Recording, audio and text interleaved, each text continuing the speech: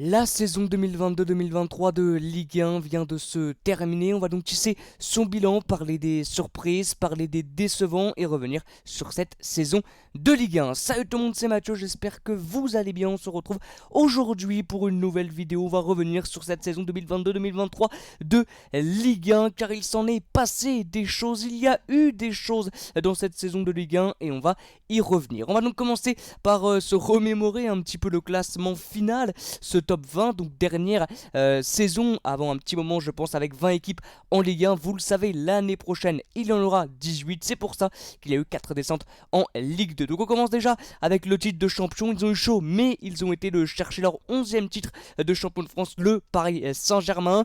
En Ligue des Champions, donc directement qualifié le Racing Club de Lens.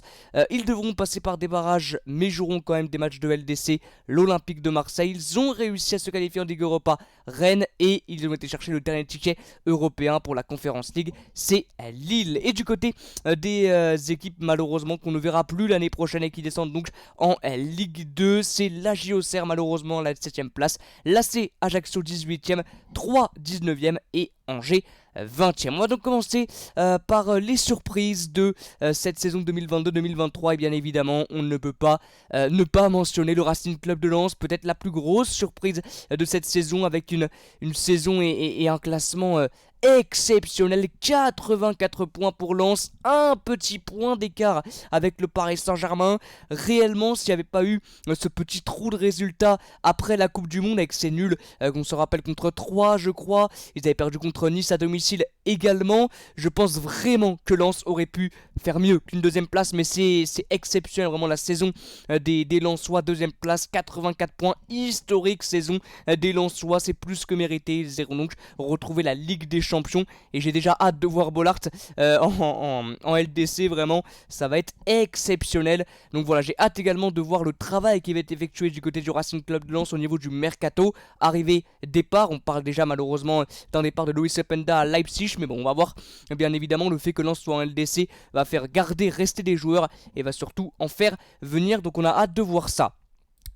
Ensuite, j'ai mis dans les équipes surprises le Stade de Reims. Alors certes ils ont terminé 11ème, 51 points, mais au vu de leur première partie de saison c'est quand même très surprenant dans le bon sens du terme de les voir à cette 11ème place grâce à un travail exceptionnel de Will Steele, très jeune entraîneur qui a réussi à voilà, remettre dans le bon chemin le Stade de Reims et à les maintenir très tôt. À un moment donné on a peut-être même cru à une qualification en Europe, mais voilà, vraiment travail incroyable de la part de Will Steele. Ensuite on peut mettre le FC Lorient également, 10ème place pour Lorient, très gros travail des Lorientais, très grosse saison de Régis Lebris également.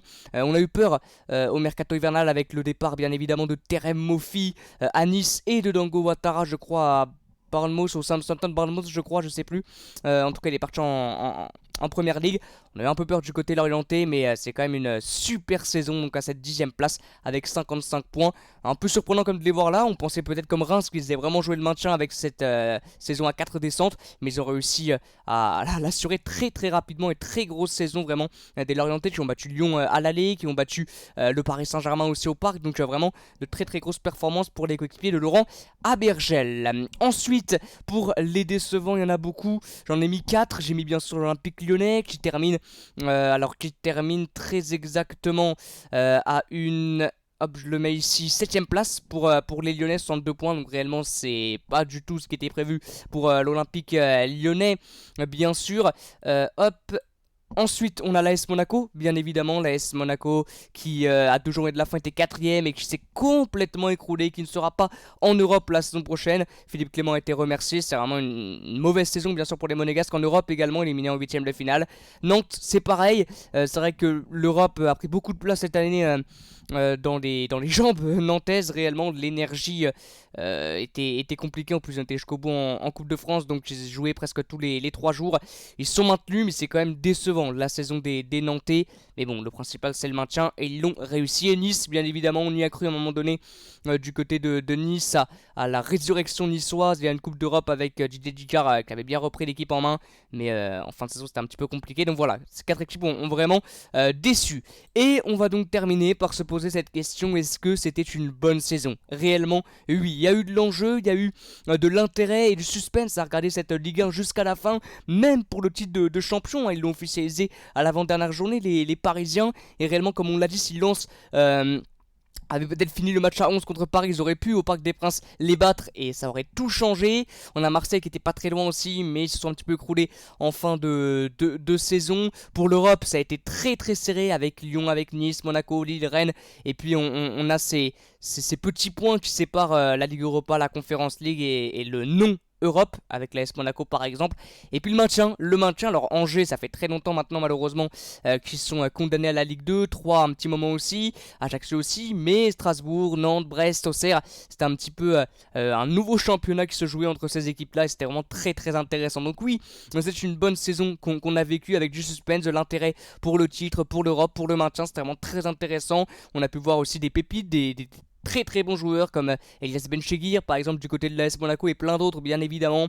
Donc c'était une très très bonne saison. Si on devait mettre une note sur 20, je mettrais un 14. Un 14 sur 20, ça a été quand même très intéressant. On a vécu des matchs fous comme le Lyon-Montpellier bien sûr.